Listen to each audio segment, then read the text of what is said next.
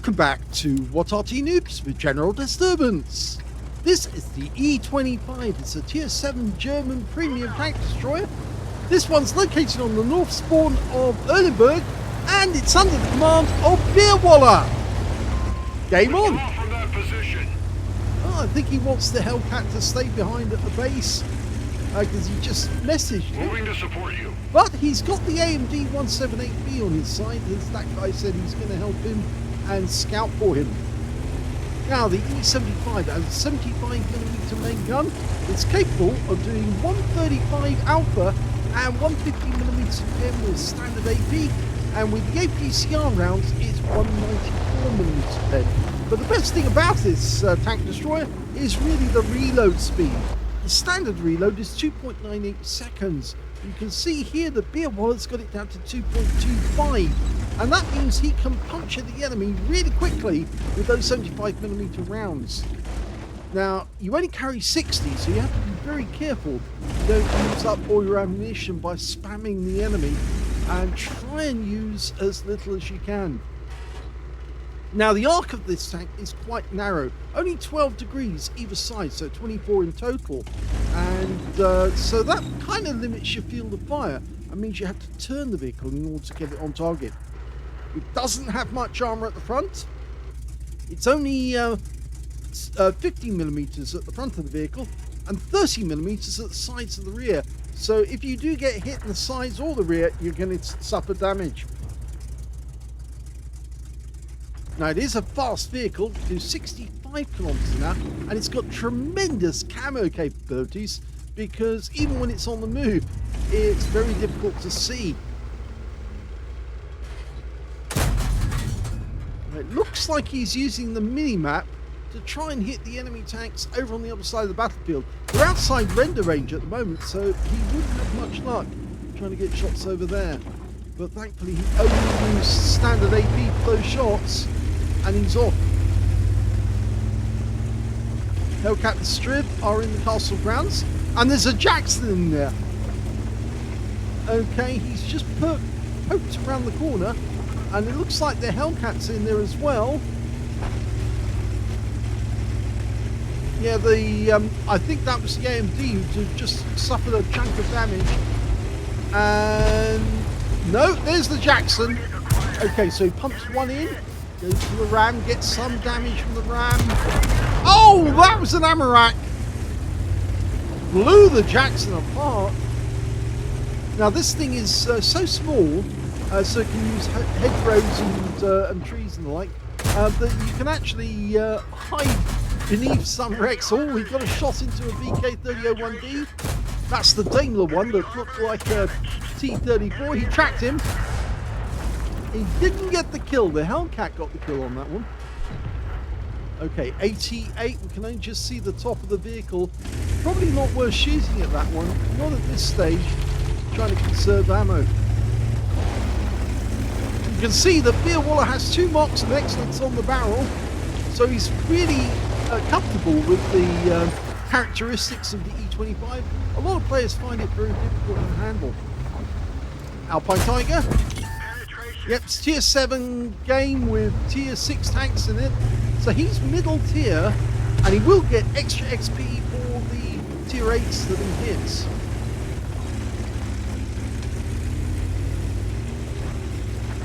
Now, this is one of the Entwicklung series of tanks, made famous by, of course, Oberleutnant Kniepenkamp. I think that's the correct way of pronouncing his name. But yes, the Entwicklung series was supposed to be easier to make because they shared common parts. And there was a whole series of them, including the E10, the scout tank, the E25 is supposed to be the tank destroyer, and then the E50 or E50, and then the E75 and the E100, each denoting the amount of tons that the vehicle was supposed to be. So the E25 was supposed to weigh 25 tons in weight. In actual fact, 29, I think, or 28, thereabouts. So he's got another kill. He took out the Alpine Tiger from a distance, but we still haven't dealt with that 80-80 somewhere to the right of us. And there he is, he's been found. Okay, can we get shots on this guy? Well, the Strib's around the other side of the building, and we've got him by the rear. He's ignoring us. He's actually worried about the Strib, and we're putting loads of damage onto his rear. He's tracked. He's going to go down next, shot after next. And there you go. So that's 3 kills now for Beerwalla. It appears there's not many enemy tanks near their camp area. Maybe they've all gone north or onto the east side of the map. Now, one of the other things, of course, about this tank is it is so flat that you have to watch out when you're crossing water, because if you stay under for too long, you can go out the game. And he left that until it was just 3 seconds left. Okay, Skoda T17. Missed that one. Well, somebody got a hit onto that guy. I think it may have been the Strib, actually, and we've got to watch out because there's a Barask just a short distance away, and I think he's aware we're here. The Skoda dozed down to the Strib S1, and he says thanks. Acknowledged. Now, where is that Barask? There he is. Well, 1 round into the Barask, he backs down the slope the other way. We get 2 rounds in. And that's all. Okay, so he's crossing the river again. Strib's knocked down the tree, almost like they're swapping positions.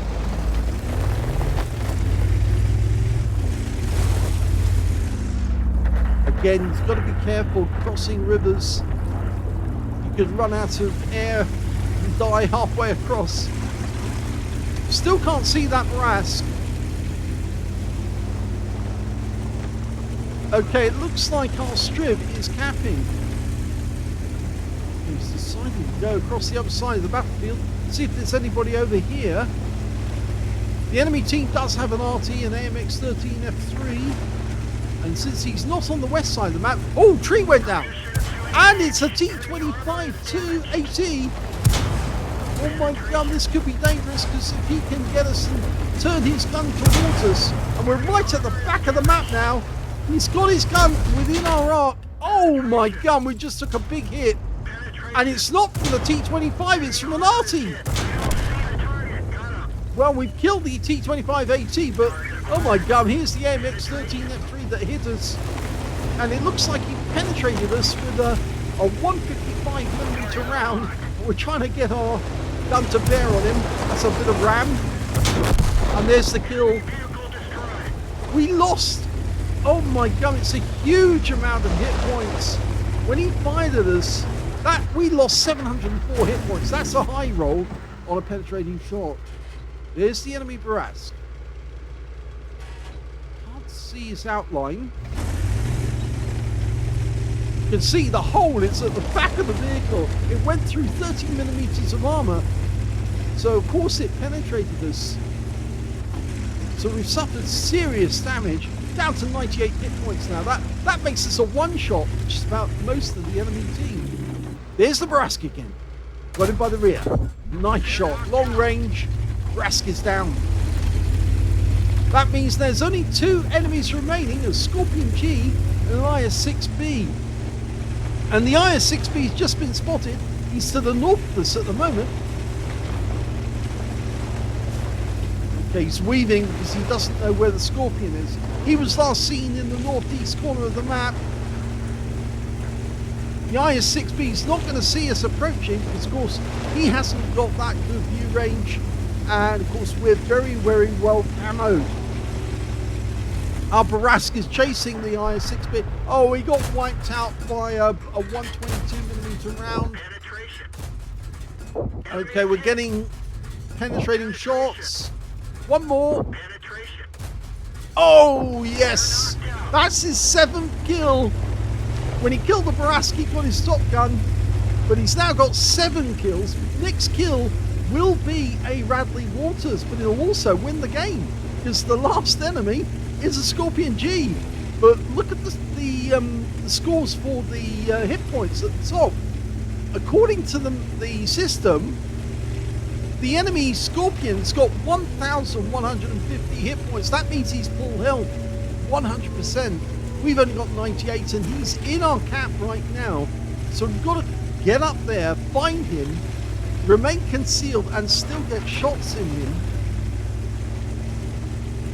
I kind of get the feeling that, yes, at this moment, he's puckering up. His lips are pucking up, because he's thinking to himself, oh my gum, I've got to kill an entire Scorpion G with a 75mm gun. That is some asking, because it's going to take at least 7, maybe more shots to take the guy down. The other thing is, we don't know where in the cap he is. He could be hiding in the bushes, in which case it'd be very difficult to see him. The good point is we've got plenty of ammo left. We've got 15 rounds of APCR. And of course the Scorpion G doesn't have much in the way of armor. Okay, he could be behind one of those houses. There he is! Okay, line him up, get behind the bush. He knows he's been spotted. He'll go for cover. Well, that's one round and gets the reset. Fires the second one in, but now the guy's behind the house. So there's not a lot we can do. We have to find a different angle to shoot at him. Now, I think he's going to disengage the same way he came and just find a new angle to shoot at that guy. He can either go in from the other side, but that's going to take a little while to get round. So the best thing to do is to try and find an angle that works while he's still on this side of the battlefield. Can you see him? Not yet. There he is! Okay, line him up. Can we see him? Backs up a bit. Oh, he's got him! He can see the vehicle and he pumps 2 in. Go for the kill. Yes! And he wins the game. Fantastic. Here's the end of battle result to that fantastic game by Beerwalla. He got an ace tanker out of it. Congratulations to Beerwalla of OKO in the E25. He managed to get a demolition expert. In fact, he got that from his first kill, the Jackson. Yes, that guy detonated when he hit the ammo rack. He also got a duelist for taking down 2 tanks who damaged him, as well as a fire for effect for doing more damage than hit points to his own vehicle, and a bruiser medal for getting at least 5 critical hits. In fact, he ended up with 17. He also managed to get an epic medal, the Radley Walters medal, for killing 8 enemy tanks, and he killed 8 exactly. A high caliber for dealing the most damage in the game, a top gun for getting at least 6 kills, and when he reset the cap on the Scorpion, he managed to get a defender medal for getting at least 70 defense points in the process.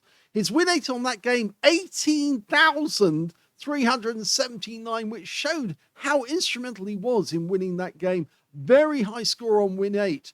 Let's have a look at team score and see how well he did. Well, the highest damage in the game was 4,850 hit points. That went to Beerwalla. Second highest damage was the Lerva tank on his team with 4,065. And the third highest damage, well, that went to the Barask on the enemy team. The one that Beerwalla killed, he got 3,709 hit points before he was taken out. When it came to kills, he's got that one too. 8 kills, which means he carried the stupids. Yes, he actually killed all the, he killed enough enemy tanks so that he had more kills than the rest of the team put together. The second highest was the Barask and the IS-6B on the enemy team. Both had 4 kills each, and 3 kills went to the Lerva on his own team. And when it came to base XP, just look at that, 2,046 base experience points. So he did double the amount that normally would be considered really good. He got twice as much. That's huge total. And the second highest was the Lerva with 1,211. Third highest was the Barask on the enemy team with only 719. So an absolutely massive base XP for Beerwalla. He fired 51 rounds, which means he only had 9 rounds left at the end of the game. 39 direct hits on the enemy and 37 penetrations. Only 2 shells actually did not penetrate the enemy. And 4,850 hit points of damage. and 1,325 of those was at more than 300 meters. So most of the damage done at long range again, with some close range shots. He did receive one hit, and funnily enough, it was actually from an Arty. It was a direct hit with a 155mm shell, went right through his rear, and he lost a huge amount of hit points from that shot alone. And it took him all the way down to 98 health at the for the rest of the battle. 2 enemy vehicles spotted, 9 enemy vehicles damaged, 8 killed, 660 hit points of damage assistance, and 100 defense points in the cap. On a premium count, he actually made a profit of 12,639 credits. And that may not sound a lot when you consider he got 30,000 for a mission completion event, but it was down to the ammo, you see, because these shells, these premium shells, are really expensive. But they did have a big effect upon his result in the game. He also got 30 bonds for a mission achievement, and he got 9,821 experience points, including 6,138 of that on a mission completion.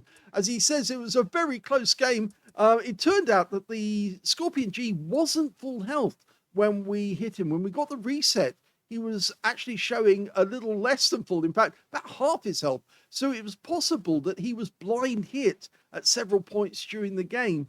And as a consequence of that, it could have been even, we can't actually see. Oh no, we can have a quick check to see how many hit points we got. Well, we got 562, so I think we did blind hit this guy. He may have been hit when he was on the opposite side of the battlefield, when Beerwalla was shooting right at the start of the game. He got 4 penetrating shots, and as far as we could tell, he only got 2, one with the first reset, then he got 2 with the kill shot to actually get the kill. Or was it maybe 3? Well, whatever it is, he only had 562 hit points in total, which meant that he didn't have the 1,150 that it was showing on the screen. So there was obvious that somebody hit him, hit that Scorpion G before we did, and removed some of his hit points, enough to make it easier for Beerwalla to get the kill. But what a game! Absolutely fantastic game in the E25. It's what you really want to have in this vehicle, especially when you get over 2,000 base. That is very difficult to get. Hope you enjoyed this replay. If you did, please give this video a like. Do subscribe to our channel. Leave a little comment down below because it feeds the algorithm. And thank you for watching.